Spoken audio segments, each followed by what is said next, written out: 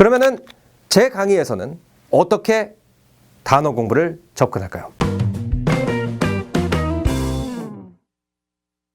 여러분들에게 아마 영어 공부가 따분하고 힘든 이유가 뭐냐고 제가 여쭤본다면 많은 분들이 어휘암기라고 대답을 하실 것 같아요. 어떤 언어를 공부하든지 가장 학습자들을 스트레스 받게 하고 힘들게 하는 것이 바로 이 수많은 단어를 배우는 거죠.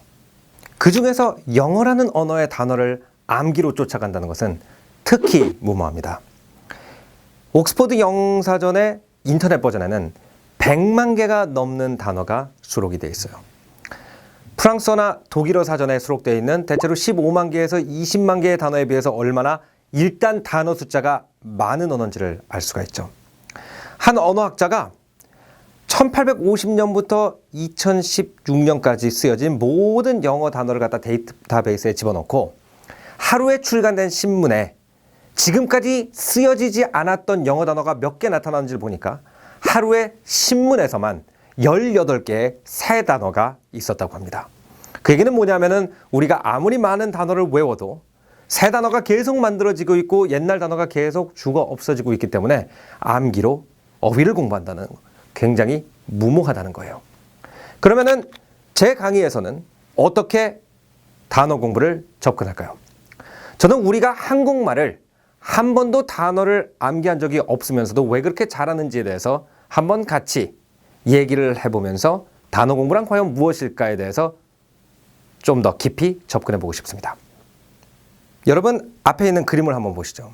이 그림은 미국 화가 알벳이라는 사람의 그림이에요. 알벳은 이렇게 두 개의 비슷한 색깔을 대칭시켜서 우리의 인지 구조를 꼬집는 것을 굉장히 좋아하는 재밌는 화가입니다.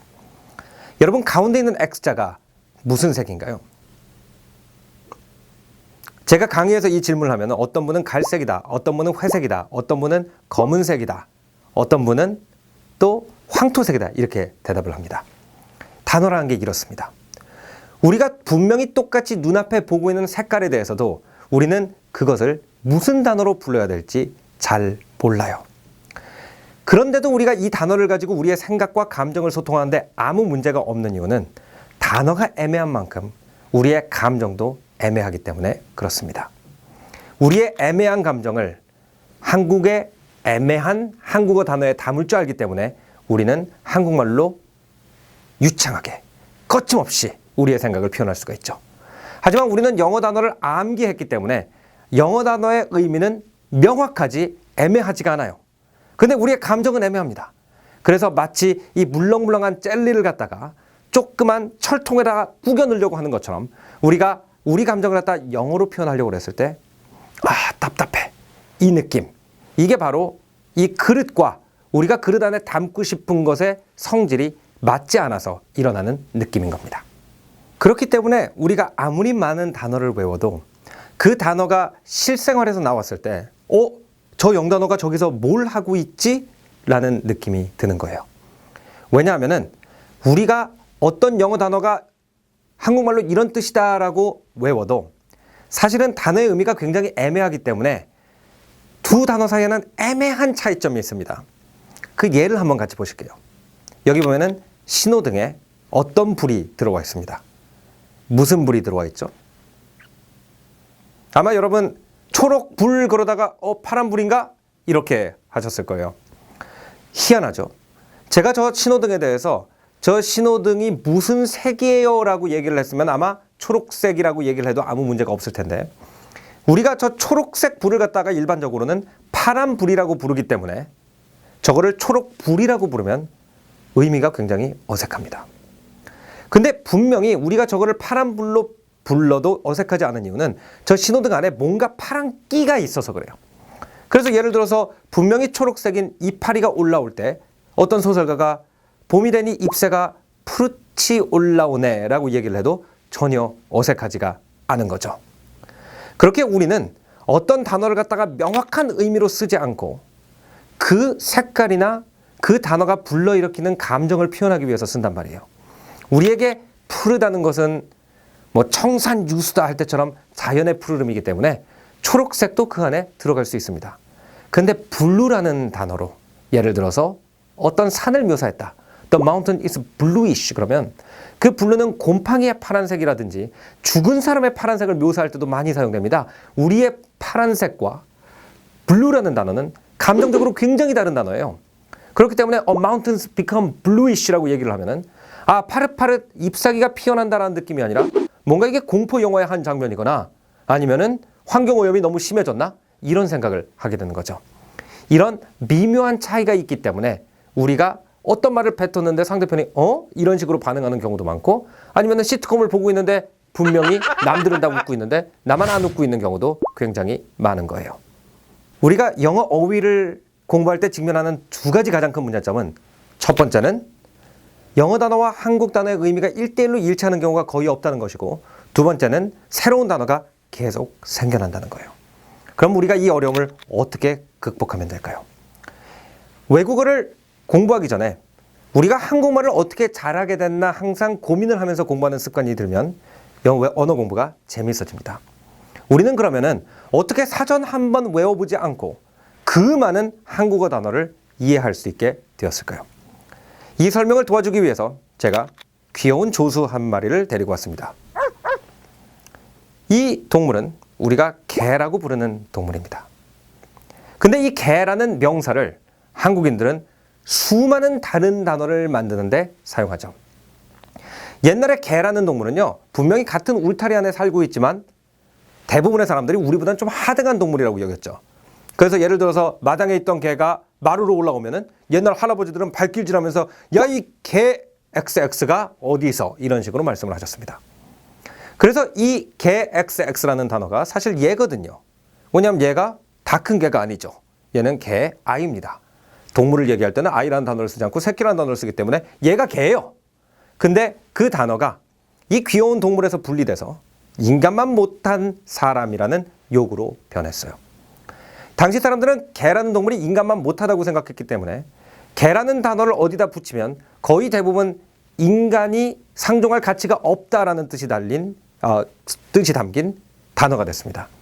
그래서 인간이 먹을 만한 밥은 아닌데 개나 먹을 만한 밥처럼 아무도 쳐다보지 않는다라는 뜻에서 개차반이라는 단어가 생긴다든지 아니면 사람이 살 만한 공간이 아니라 개들이 모여있는 공간 같다 그래서 개판이라는 단어가 생긴다든지 아니면 어떤 사람이 내가 봤을 때 인간 이하의 행동을 한다라고 여겨질 때 이 개만 또 못한 같은 수거가 생겨났죠. 근데 한 세대가 지났습니다. 개들은 이제 우리 가족과 함께 생활하고 옷도 입고 고급 목줄도 메고 있는 인간보다 못한 존재가 아니라 거의 우리랑 비슷한 존재가 됐어요. 그런 환경에서 자란 신세대들은 이 개라는 단어에서 부정적인 의미를 갖다 없애고 이 개라는 단어가 옛날에 굉장히 극단적인 단어에 붙어 있다는 것만 인지했습니다. 그래서 이 개라는 단어를 갖다 좋은 데도 붙입니다. 개 멋있고, 개 웃기고, 개 멋지고, 개쩝니다. 이 개라는 안에 있는 이미지가 변함에 따라서 이 개라는 단어가 들어가 있는 단어의 느낌도 같이 변해요. 제가 최근에 인간의 언어 창의력에 감탄을 한 적이 있는데 바로 개사이다라는 단어를 봤을 때 그랬어요. 이 개사이다라는 느낌은 멍멍이랑도 직접 관계가 없고요. 사이다라는 음료와도 직접 관계가 없어요.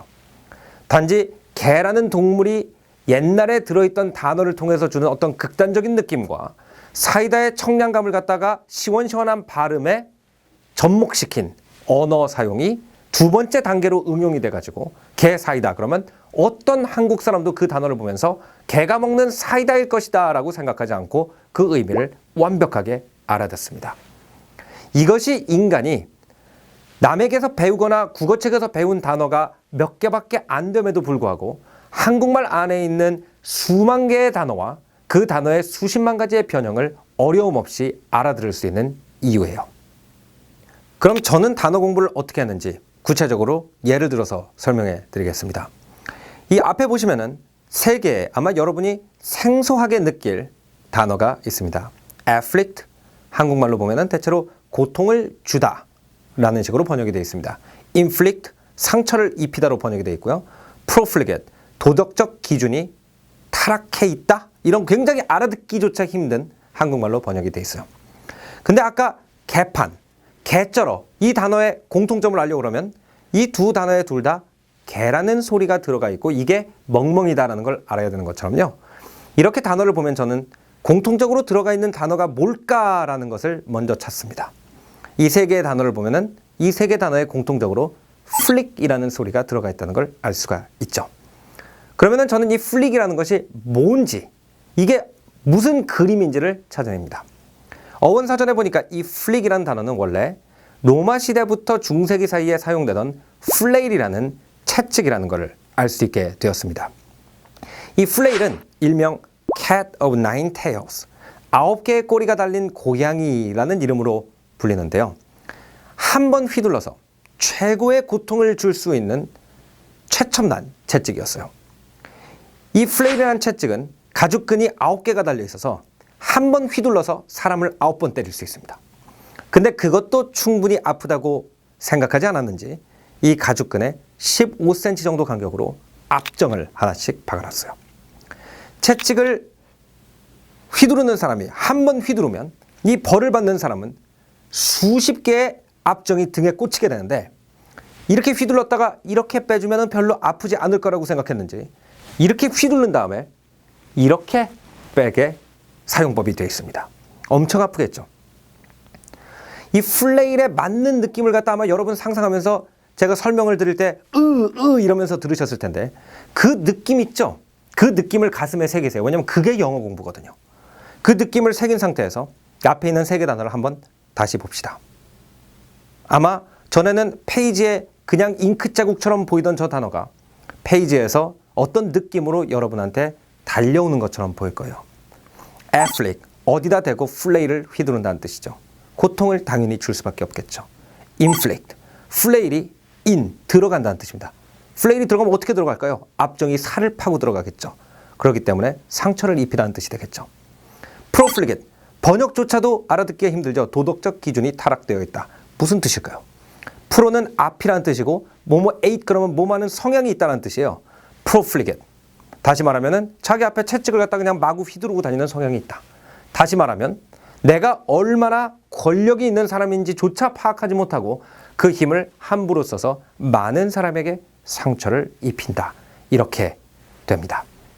그러면은 여기에 나와 있지 않는 하나의 단어를 갖다가 딱 제가 던질 테니까 여러분이 외웠던 그 의미와 지금 이 플릭이 뭔지를 안 다음에 느낌을 한번 비교해 보세요. conflict. 아마 여러분은 이 단어를 갖다가 갈등이라고 외웠을 겁니다. 근데 이 안에도 플릭, 채찍이라는 게 들어있습니다. conflict는 두 사람이 마주보고 서로 플레이를 갖다가 때리는 그 느낌이에요. 그게 우리가 친구랑 싸웠을 때 마음속에 느끼는 바로 그 느낌 아니겠습니까? 이렇게 어휘 공부는요, 사실 감정 훈련이고 인문학 공부입니다. 그래서 이 강의에는 당연히 영어를 공부하다 보면 새로운 단어를 갖다가 보고 이 단어가 무슨 뜻인지를 알아야 되는데, 그 뜻을 그냥 한국말로 푸는 것이 아니라 그 단어 뒤에 있는 이미지를 복원해가지고 이 개판과 개쩔어 뒤에 멍멍이가 있다는 걸 알면 두 단어가 어떤 연관성이 있는 것처럼 보이듯이 이 여러 영단어가 파편적으로 여기저기 있는 것이 아니라 이런 공통적인 이미지를 가지고 합쳐 있다는 것을 인지하고 이해하면서 공부하도록 하겠습니다. 어학도 비스포크 시대 마이풀